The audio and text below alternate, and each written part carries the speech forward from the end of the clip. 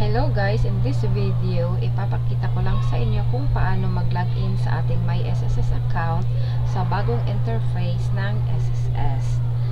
So, to start, we will open our Google Chrome.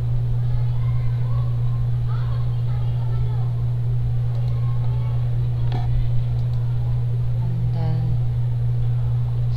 type natin SSS, ito, member login. So, click natin itong My SSS portal.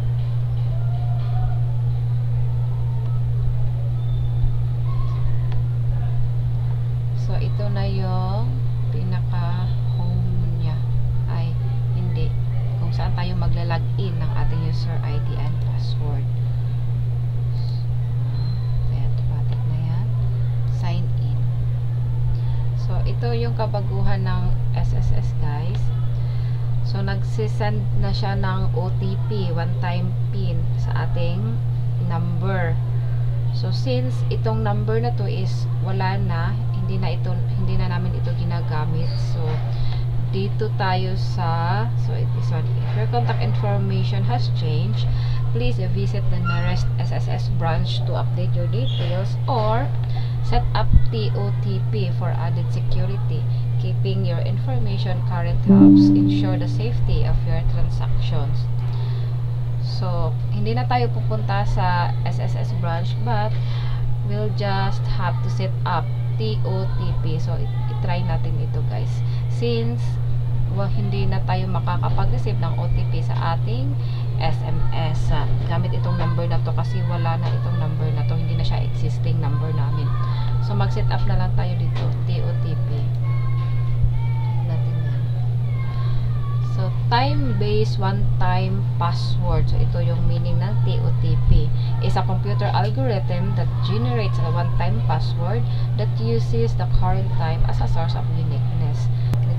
To generate a TOTP, please enter your password and click the next button. You have a limit of 5 attempts. The account will be locked after 5 unsuccessful tries. So since na provide na natin yung ating password, so click natin yung next. So to generate a TOTP, please enter your password and click the next button. So next. Here are more instructions. Below, you'll find your generated QR code and secret key. For security purposes, please capture a photo of this screen to securely retain a copy. So, dapat natin siya i-screenshot or mag-picture. Picturean natin. So, dito na lang. So, picturean. So, yun sa akin is i-ano ko na lang siya.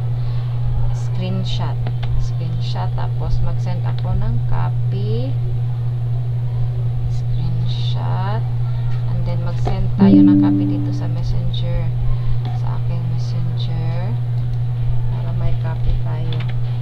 Ayan, may copy na tayo. Download and install the Authenticator app for desktop or laptop users. Authenticator. So, itong Authenticator app guys, makikita natin siya sa Google Play Store. So, mag-download muna tayo nito, Authenticator app. I-install muna natin siya sa ating phone.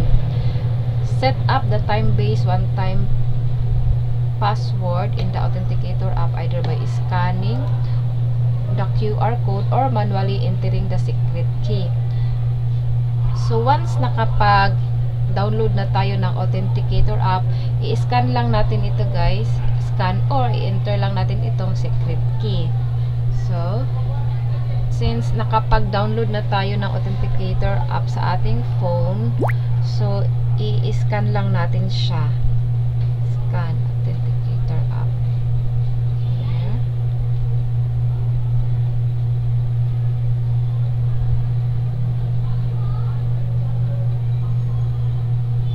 Ito yung Authenticator app natin. Tapos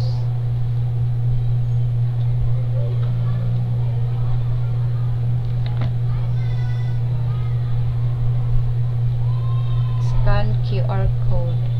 Ay, wait.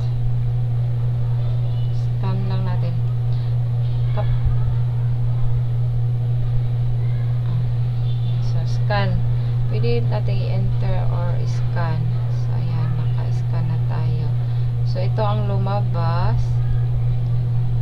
139, ay, saan ba ito? Yung bago. So, 941362. So, i-enter na natin siya. So, i-click na natin yung next since naka-scan na tayo. Next. And then, one-time pin. So, enter natin yung lumabas sa pag-scan natin. 941362. So, ito na yung bagong interface ng SSS.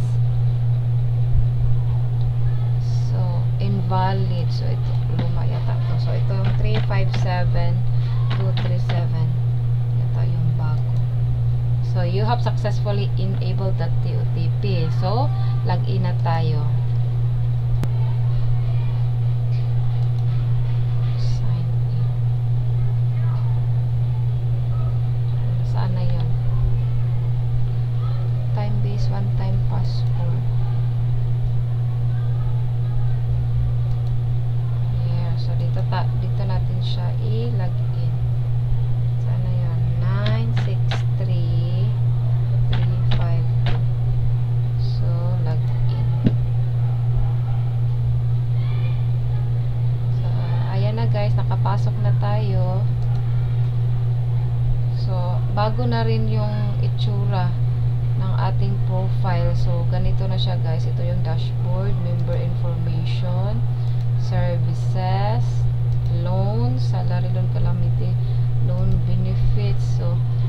So iba na yung interface ng may SSS profile natin. So, hindi na siya katulad nung dati.